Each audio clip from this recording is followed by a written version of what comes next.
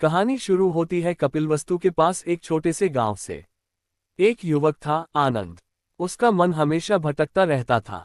कभी भविष्य की चिंता, कभी बीते हुए अपमान की याद, कभी सफलता का डर, कभी असफलता का भय। वह खुद से परेशान हो चुका था।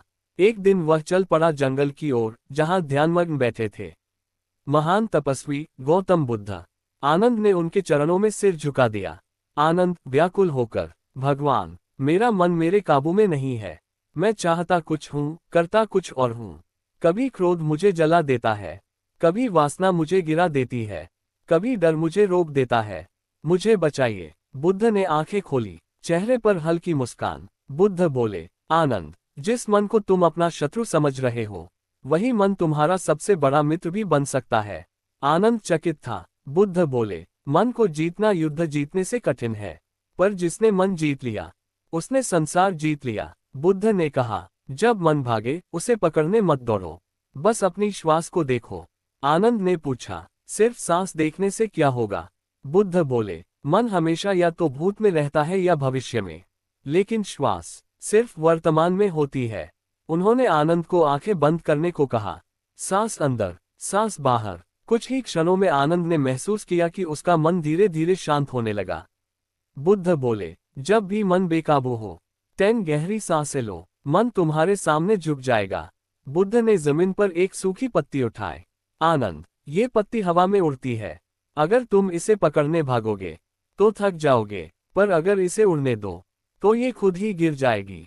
विचार भी ऐसे ही हैं, उन्हें रोको मत, बस देखो। आनंद ने पूछा, अगर बुरे विचार आए तो? बुद्ध बोले, विचार पाप नहीं है, उन पर विश्वास करना पाप है। तुम देखने वाले बनो, विचार आने जाने वाले मेहमान हैं। हल्का संगीत। आनंद ने महसूस किया, पहली बार उसे अपने मन से डर नहीं लग रहा था। बुद्ध बोले, मन को सीधे काबू करना कठिन है, पर शरीर को नियंत्रित करना आसान है। समय पर उठो, समय पर सो, सादा भोजन करो, कम बोलो। जब शरीर अनुशासित होगा, मन अपने आप झुकेगा। आनंद ने कहा, भगवान, क्या सिर्फ दिनचर्या से मन शांत होगा? बुद्ध बोले, अव्यवस्थित जीवन अव्यवस्थित मन पैदा करता है। बुद्ध ने पूछा, तुम किन लोगों के साथ रहते हो? आनंद बोला, कुछ लोग हमेशा शिकायत करते हैं, कुछ लोग दूसरों की बुराई करते हैं। बुद्ध मुस्कुराए, जैसा संग वैसा रंग। अगर तुम आग के पास बैठोगे तो गर्मी लगेगी ही। मन को काबू करना है तो नकारात्मक लोगों से दूरी रखो। थोड़ा भावनात्मक संगीत। आनंद की आंखों में आंसू थे। भगवान, अगर मैं ये सब न कर पाया तो? बुद्ध बोले, मन को जीतना एक दिन का काम नहीं है, यह अभ्यास है, हर दिन थोड़ा थोड़ा। याद रखो आनंद, मन तुम्हारा सेवक है, उसे मालिक मत बनने दो। कैमरा धीरे धीरे बुद्ध के शांत चेहरे पर फोकस। बुद्ध बोले, अभी तो केवल 4 विधियां बताई हैं, बाकी 4 विधियां और भी गहरी हैं, जो मन की जड़ तक पहुंचती हैं। क्या तुम तैयार हो? आनंद ने दृढ़ स्वर में कहा, हाँ प्रभु। जंगल में रात गहरा चुकी थी। चांद की रोशनी पेड़ों के बीच से छनकर गिर रही थी। आनंद अब पहले जैसा व्याकुल नहीं था, लेकिन उसके मन में एक सवाल अभी भी था। आनंद, भगवान, आपने 4 विधियां बताईं, पर मेरा मन कभी कभी अचानक क्रोध, ईर्ष्या और भय से भर जाता है। तब क्या करूं? गौतम बुद्ध ने शांत स्वर में कहा। आनंद, अब समय है गहराई में उतरने का। बुद्ध बोले, जब मन बहुत शोर करे तो तुम मौन हो जाओ। आनंद ने पूछा, क्या बोलना बंद कर दूं? बुद्ध मुस्कुराए, सिर्फ शब्दों का मौन नहीं, अंदर का मौन। दिन में कम से कम 1 घंटा न बोलो, न सुनो, न प्रतिक्रिया दो, बस रहो। आनंद ने अगले दिन ऐसा किया। पहले 10 मिनट कठिन लगे, मन और जोर से बोलने लगा, लेकिन धीरे धीरे अंदर शांति उतरने लगी। बुद्ध बोले, मौन में ही मन की असली आवाज सुनाई देती है। अचानक आनंद के चेहरे पर कसक उभर आई। भगवान, मेरे मन में एक व्यक्ति के लिए बहुत क्रोध है, उसने मुझे अपमानित किया था। बुद्ध ने कहा, जब तक तुम उसे मन में पकड़े रखोगे, वह तुम्हारे मन पर राज करेगा। क्षमा करना उसके लिए नहीं, अपने लिए होता है। आनंद बोला, पर मैं भूल नहीं पा रहा। बुद्ध बोले, आंखें बंद करो, उस व्यक्ति को सामने देखो और कहो, मैं तुम्हें मुक्त करता हूँ। आनंद रो पड़ा, उसका सीना हल्का हो गया। बुद्ध बोले, क्रोध को पकड़कर रखना जलते अंगारे को पकड़ने जैसा है, जलोगे तुम ही। बुद्ध ने पूछा, आनंद, तुम्हारा जीवन लक्ष्य क्या है? आनंद चुप हो गया। यही कारण है कि तुम्हारा मन भटकता है। जिसका लक्ष्य स्पष्ट नहीं, उसका मन भी स्थिर नहीं। बुद्ध बोले, अपने जीवन का एक उद्देश्य तय करो। जब उद्देश्य स्पष्ट होगा, मन खुद दिशा पकड़ लेगा। आनंद ने निश्चय किया, वह आत्मज्ञान के मार्ग पर चलेगा। रात गहरी हो चुकी थी। बुद्ध ने कहा, अब अंतिम और सबसे शक्तिशाली विधि, ध्यान। पर ध्यान का अर्थ सिर्फ आंखें बंद करना नहीं है। ध्यान का अर्थ है पूरी जागरूकता। चलते समय जानो कि तुम चल रहे हो। खाते समय जानो कि तुम खा रहे हो। बोलते समय जानो कि तुम बोल रहे हो। जब हर क्रिया में जागरूकता आ जाएगी, तो मन स्वतः शांत हो जाएगा। आनंद ने पूछा, क्या तब मन पूरी तरह रुक जाएगा? बुद्ध मुस्कुराए, मन रुकता नहीं, पर तुम्हें परेशान करना छोड़ देता है। गहरा, भावनात्मक संगीत। सुबह का सूरज उग रहा था। आनंद अब पहले जैसा नहीं था। उसकी आंखों में स्थिरता थी, चेहरे पर शांति। वह बोला, भगवान, अब मुझे समझ आया, मन को हराना नहीं है, उसे समझना है। बुद्ध ने कहा, मन को जीतने की कोशिश मत करो, उसे मित्र बना लो। अंतिम संदेश वीडियो के लिए। जिसने अपने मन को काबू कर लिया, उसे दुनिया की कोई ताकत हिला नहीं सकती। आज से शुरुआत करो, एक विधि अपनाओ, फिर दूसरी। मन तुम्हारा सेवक बनेगा, मालिक नहीं। सूरज निकल चुका था, जंगल में नई सुबह थी। लेकिन आज सिर्फ प्रकृति ही नहीं बदली थी, आनंद भी बदल चुका था। वह शांत बैठा था, आंखें बंद, श्वास स्थिर। तभी कुछ गांव वाले वहां पहुंचे। उनमें से एक व्यक्ति वही था जिसने कभी आनंद का अपमान किया था। आनंद के भीतर एक हल्की सी लहर उठी, लेकिन इस बार क्रोध नहीं था, बस एक जागरूकता थी। वह व्यक्ति आगे बढ़ा और बोला, आनंद, क्या तुम अब भी मुझसे नाराज हो? आनंद ने उसकी आंखों में देखा और मुस्कुरा दिया, नहीं, मैंने तुम्हें बहुत पहले ही मुक्त कर दिया। दूर खड़े गौतम बुद्ध ये दृश्य देख रहे थे। वे आगे आए और बोले, यही है मन पर विजय का पहला प्रमाण। बुद्ध ने आनंद से कहा, अगर तुम्हारा मन सच में स्थिर है, तो चलो गांव में चलते हैं। गांव पहुंचते ही कुछ लोग उनकी प्रशंसा करने लगे। आनंद अब ज्ञानी हो गया है, देखो, उसके चेहरे पर कितनी शांति है। आनंद के भीतर हल्की सी खुशी उठी, लेकिन उसने उसे भी देखा, पकड़ा नहीं। बुद्ध ने पूछा, क्या महसूस हुआ? आनंद बोला, पहले होता तो मैं गर्व से भर जाता, लेकिन अब मैं सिर्फ देख पा रहा हूँ।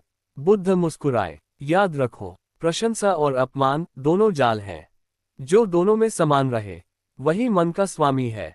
गांव में अचानक एक व्यक्ति आया, जो बुद्ध का विरोधी था। वह जोर जोर से अपशब्द बोलने लगा, ये सब ढूंढ है, ये ध्यान व्यान सब बेकार है। लोग गुस्से में आ गए, लेकिन बुद्ध शांत खड़े रहे। आनंद ने पूछा, भगवान, आप जवाब क्यों नहीं दे रहे? बुद्ध बोले, अगर कोई तुम्हें उपहार दे और तुम स्वीकार न करो, तो वह उपहार किसके पास रहेगा? आनंद बोला, देने वाले के पास। बुद्ध बोले, अपमान भी ऐसा ही है। आनंद ने पहली बार समझा, मन को चोट शब्दों से नहीं लगती, मन को चोट हमारे स्वीकार करने से लगती है। बुद्ध ने आनंद से कहा, खाली मन शैतान का घर होता है। मन को अगर दिशा नहीं दोगे, तो वह खुद ही गलत दिशा चुन लेगा। इसलिए सेवा करो, ज्ञान सीखो, ध्यान करो और लोगों की मदद करो। आनंद ने उसी दिन निर्णय लिया, वह गांव गांव जाकर लोगों को मन को काबू करने की विधियां सिखाएगा। भावनात्मक संगीत उभरता है। कुछ महीनों बाद लोग आनंद को एक शांत, स्थिर और प्रेरणादायक व्यक्ति के रूप में जानने लगे। एक दिन उसने बुद्ध से पूछा, भगवान, क्या अब मेरा मन पूरी तरह शांत हो गया है? बुद्ध बोले, मन को पूरी तरह शांत करना लक्ष्य नहीं है, लक्ष्य है मन के शोर में भी शांत रहना। दिमाग को काबू करना मतलब उसे दबाना नहीं, उसे समझना है। जब आप जागरूक हो जाते हैं, तो मन आपका गुलाम बन जाता है। आज से इन 8 विधियों में से सिर्फ एक अपनाएं, धीरे धीरे आपका जीवन बदल जाएगा। कई महीने बीत चुके थे। आनंद अब गांव गांव जाकर लोगों को सिखाता था, श्वास की शक्ति, मौन की ताकत, क्षमा की आग, ध्यान की जागरूकता। लेकिन जीवन की असली परीक्षा अभी बाकी थी। दूर खड़े गौतम बुद्ध सब देख रहे थे। वे जानते थे, जब तक मन कठिन परिस्थितियों में स्थिर न रहे, तब तक विजय अधूरी है। एक दिन आनंद को खबर मिली, उसके पिता गंभीर रूप से बीमार हैं। वह तुरंत घर पहुंचा। घर का वातावरण दुख से भरा था। माँ रो रही थी, रिश्तेदार घबराए हुए थे। आनंद के भीतर भावनाओं का तूफान उठा, डर, असहायता, दर्द। उसका मन फिर से बेकाबू होने लगा।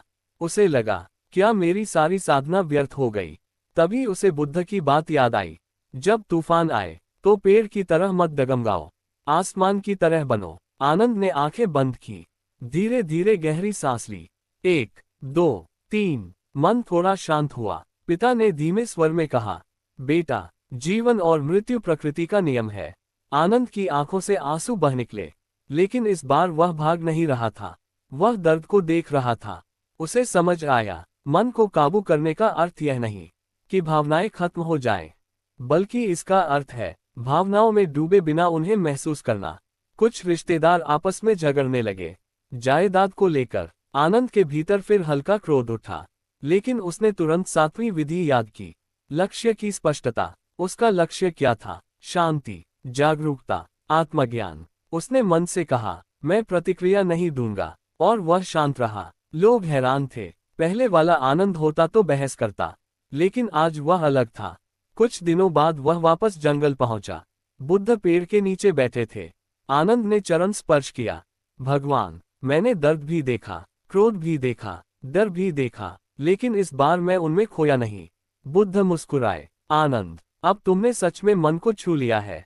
मन को हराना नहीं था, उसे समझना था। अब तुम परिस्थितियों के गुलाम नहीं रहे। बुद्ध बोले, सच्ची विजय तब है जब अपमान में भी तुम शांत रहो, प्रशंसा में भी तुम विनम्र रहो, दुख में भी तुम जागरूक रहो, और सुख में भी संतुलित रहो। आनंद की आंखों में चमक थी। अब वह जान चुका था, मन को काबू करना कोई जादू नहीं, ये रोज का अभ्यास है। वीडियो का क्लाइमैक्स मैसेज, दिमाग को काबू करने की 8 शक्तिशाली विधियां।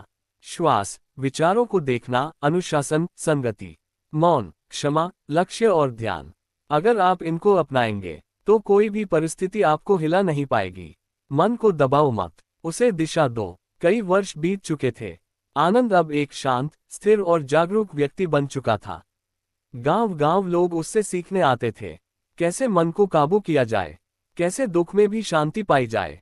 लेकिन एक दिन उसे खबर मिली, उसके गुरु, उसके मार्गदर्शक गौतम बुद्ध का अंतिम समय निकट है।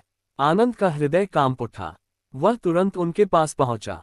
बुद्ध शांति से लेटे थे, चेहरे पर वही दिव्य मुस्कान। आनंद की आंखों से आंसू बहने लगे। भगवान, आपके बिना मैं क्या करूंगा? आप ही तो मेरी शक्ति थे। बुद्ध ने धीमे स्वर में कहा, आनंद, कितनी बार कहा है, किसी और को अपना सहारा मत बनाओ, अपना दीपक स्वयं बनो। आनंद बोला, भगवान, मैंने मन को काबू करना सीखा, लेकिन आज मन बहुत दुखी है। बुद्ध ने कहा, दुख आना स्वाभाविक है, उसे रोकना नियंत्रण नहीं है। असली नियंत्रण है दुख में भी जागरूक रहना। जब तुम अपने मन को देख सकते हो, तो तुम मन नहीं हो। आनंद स्तब्ध था। उसे समझ आया, मन विचारों का प्रवाह है, लेकिन मैं उस प्रवाह का साक्षी हूँ। बुद्ध बोले, याद रखो, मन को दबाने वाला साधु नहीं, मन को समझने वाला साधु है। जब क्रोध आए उसे देखो, जब भय आए उसे देखो, जब वासना आए उसे देखो, जब अहंकार आए उसे देखो। देखते देखते सबकी पकड़ ढीली हो जाएगी। आनंद रोते हुए बोला, भगवान, क्या यही मुक्ति है? बुद्ध ने उत्तर दिया, हाँ आनंद, मुक्ति बाहर नहीं, मन की पकड़ से आजादी है। संगीत गहरा हो जाता है। कुछ ही क्षणों बाद जंगल में पूर्ण शांति छा गई। बुद्ध का शरीर स्थिर था, लेकिन उनकी शिक्षा जीवित थी। आनंद ने आंसू पोंछे। अब वह कमजोर शिष्य नहीं था, वह जागरूक साधक था। उसे समझ आ चुका था, मन को जीतना नहीं, मन से परे जाना है। अगर आप सच में दिमाग को काबू करना चाहते हैं, तो आज से जागरूक बनिए। सांस को देखिए, विचारों को देखिए, भावनाओं को देखिए। धीरे धीरे आप समझेंगे, मन आपका मालिक नहीं, आप उसके साक्षी हैं। और जिस दिन यह समझ आ गई, उस दिन जीवन बदल जाएगा।